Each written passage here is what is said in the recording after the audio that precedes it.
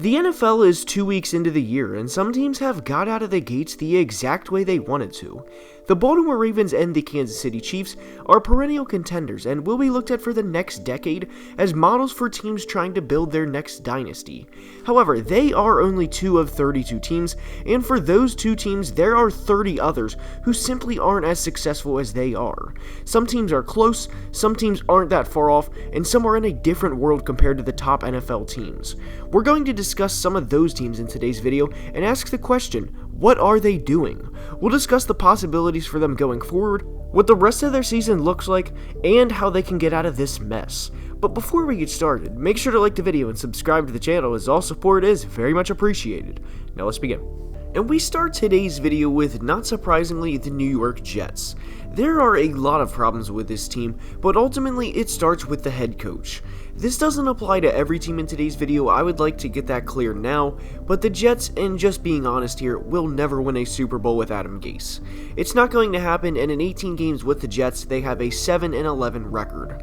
Perhaps his most notable moment as the coach of the Jets so far was saying "I'm rich as you know what," or the infamous googly eyes press conference. New York brought in general manager Joe Douglas this offseason, and while I do think he will prove to be a good general manager over the course of time, he has to have the ability to hire his guy to run his football team. Adam Gase probably won't survive this year, and if he does, then he should be fired immediately following week 17. Gase wasn't a good hire to begin with, and he is proving the critics right. Now, heading to the actual roster, and there are several questions here too. Sam Darnold is the Jets quarterback for the time being, and whether Jets fans want to hear this or not, this is the unfortunate truth. If they stay bad this year, which they probably will, as they have 2 double-digit losses to start the year, then they could look to move on from Sam at season's end. Remember here, Joe Douglas has no attachment to him, and he, nor Gase, are his guys. I have been a Sam Darnold supporter and a believer for a while, but this is a very real possibility. Sam's 5th-year option will have to be decided at the end of this year, and who knows what that decision will be right now. I would say as of now they accept it, but anything in the NFL can happen. As for the previous regime in terms of building around a quarterback, the Jets have done absolutely nothing. His receivers in 2020 are Jamison Crowder, Denzel Mims, and Chris Hogan. While I'm not saying Darnold is a Patrick Mahomes player, I do think it's fair to say almost every quarterback in the NFL, Mahomes, Lamar, and Russ included, would struggle with those players. As if those problems aren't enough for the team, the Jets have very little pass rush, and getting to the quarterback the past few years has been a problem. Joe Douglas has his work cut out for him for the next few years, but this roster as of now, and the outlook for them, is very bleak. With how the Seahawks are playing to start the year, the ones they received in exchange for All-Pro safety Jamal Adams will be very late, and I would imagine the earliest one of those would be around the 26 to 27 mark. Of course, their own selections will be huge, but this team, for the 2020 season at least, is done. Nobody expected them to heavily compete to begin with, and that's fine, but the post-Gase era will show just how good or how bad Sam Darnold is. And the next team we go to is the Detroit Lions. They are an interesting team because people, myself included, genuinely believe in Matthew Stafford. However, for as good as Stafford is, the rest of the roster, aside from a few pieces here and there, just simply isn't good. On top of it, fans have completely turned on Matt Patricia and want him gone, and understandably so. While only one team can win a Super Bowl every year, there are teams that can make noise and cause problems for perennial contenders, and with Matt Stafford, Kenny Golladay, when he's healthy of course, the running backs they have, and TJ Hawkinson, there's no reason they can't consistently push teams to the limit with the offensive weapons they have. Winning games like at Green Bay or at Seattle are completely different, but there's no reason they can't compete with these teams. The point of only one team can win a Super Bowl was brought up because I would ask, can the Lions realistically win a Super Bowl with Matt Patricia as their head coach? The answer, to me at least, is without a doubt no. He was supposed to be a defensive guru, and he has been anything but that in his 2+ seasons in the Motor City. This franchise has one playoff win in the Super Bowl era, and while Matt Patricia certainly isn't a good head coach by any stretch of the imagination, he's not the only one to blame for all of their failures. They've had an above-average quarterback for a decade, and have made the playoffs just 3 times, which all of course were losses. What are the Lions doing is, unfortunately for Lions fans, usually a valid question, as I will never understand the firing of Jim Caldwell for a guy who Lions fans have nicknamed Fat Matt. Caldwell was 36-28 as the Lions head coach, while since hiring Patricia, the Lions are a paltry 9-24-1. And if you are watching this and feel some sort of need to defend Matt Patricia, then I will give you this. His quarterbacks were a combination of David Blau and Jeff Driscoll to end the 2019 season, and not surprisingly, the Lions didn't win a game with either of those two under center. The Lions head coach and general manager, who of course is Bob Quinn, could both be out the door soon. They could have another top 5 pick in the draft and be on their way to yet another rebuild. And the next team we ask this question of what are they doing is to the Minnesota Vikings. Through 2 weeks, this team has looked abysmal in all areas, and to say that's concerning for them would be an understatement. Someone made a joke that said at least the Vikings only have 2 weaknesses, with the punchline of that joke obviously being offense and defense. Vikings fans have had to defend Kirk Cousins for over 2 years, and in 2019 Kirk gave them plenty of reason to support him and to back what he was putting up. However, since the 49ers game started, it has been a complete disaster for this team, with seemingly no end in sight. As of now, for where this team stands, current Bills wide receiver Stephon Diggs is having the last laugh, as his team is 2-0, his quarterback looks like an MVP candidate, and the Bills look like they could compete for the AFC title. The Vikings defense just lost 4-time Pro Bowl linebacker Anthony Barr for the year due to a torn pec, and to be clear, the what they are doing part has absolutely nothing to do with him being injured, that is just unfortunate luck.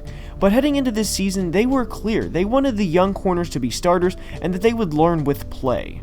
Through 2 weeks, they have been killed and haven't looked remotely promising through those games, and what will probably become a meme is head coach Mike Zimmer, during a July interview, being asked, "How do you plan to play with rookie/young corners this year, and will you have a bad defense?" To which Zim replied, "I've never had a bad defense and that won't change." Well, through 2 weeks, the defense has been on the field for nearly 80 minutes, and to be fair to Zim, the offense hasn't helped out much either. But for the defensive guru that he is alleged to be, this is unacceptable. The years from 2015 through 2019 are very clearly over, and while those years were solid, I think it's fair to say Zim's chances at being a Super Bowl champion head coach are over. Zim is 64 years old, and with the roster the way the Vikings is constructed, he nor Rick Spielman will get another chance at a rebuild. Generally, coaches and general managers get one chance at a rebuild, and if they can't make it happen, then they are both out the door. Looking at the big players on this roster, Kirk Cousins, 32 years old. Harrison Smith, 31 years old. Adam Thielen, 30 years old. Kyle Rudolph, 30, will turn 31 years old during the season. Eric Kendricks and Anthony Barr are both 28, and Daniil Hunter is 25. The Zimmer-Spielman regime produced great results, as they went to an NFC Championship game and won another playoff game in New Orleans. Of course, they should have beat Seattle back in 2015, but ultimately they did not. Anyways, unless something seriously changes within the next few weeks, I would imagine both Zimmer and Spielman are gone, as the Vikings have not only not looked good, but lifeless on top of it. With some bad teams, sometimes the players are young and generally inexperienced, and they truly support each other and are hyped for another when someone makes a big play. Aside from Justin Jefferson, there doesn't seem to be a lot of energy from this team. Now, I'm not suggesting to trade away Harrison Smith or anything like that, at least not right now. But if this team starts out 0-7 or 1-8 and is done by Halloween or shortly after, then they have to look at the future in the post-Zim, post-Spielman, and maybe even the post-Cousins era. And the final team we ask, what are they doing, is to the Philadelphia Eagles. Philadelphia is in a very weird situation, as they won the Super Bowl just a few years ago, and that's great, good for them, but the twist is who quarterbacked that team.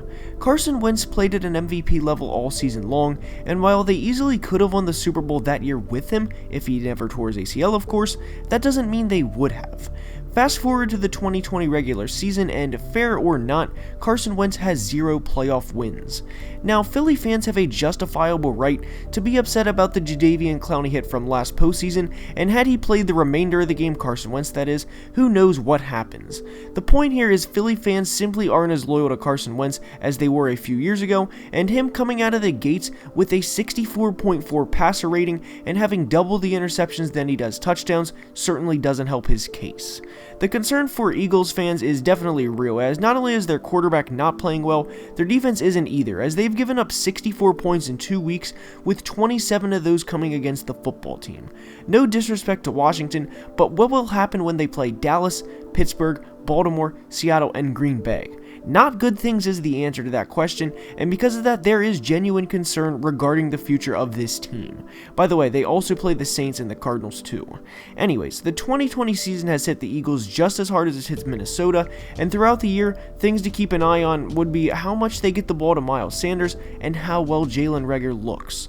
The good news for Philly is 8 wins may take the NFC East this year, as the Giants, especially now with Saquon tearing his ACL, are done. The football team beat Philadelphia, and good for them doing so, but I certainly wouldn't expect them to get 11 wins and an NFC East title. Dallas could have a very good team and make a run, but who knows with them too. It took everything they had, plus some luck with the Falcons not knowing the rules of a non-side kick from being an 0-2 team. That is the positive for Philly, but the bad news is, what good does that do them if they lose by double digits to every team they play? I think out of the 4 teams in today's video, Philly has the most hope. They have a Super Bowl champion head coach and a quarterback that has played at an MVP level. Now, what is sad for them is how much injuries have impacted their last 2 years. I don't think they make it 2 titles in 3 years by any means, but they could have gotten further in the playoffs last year than just a 9-point offensive performance. They can certainly steer the ship, and we will soon find out if they do. And with that being said, that's all I have for today's video. I hope you enjoyed. If you ever have a video suggestion, please comment below. I truly appreciate all the support. Please like the video and subscribe to the channel, and I will see you guys next time. Have a great day.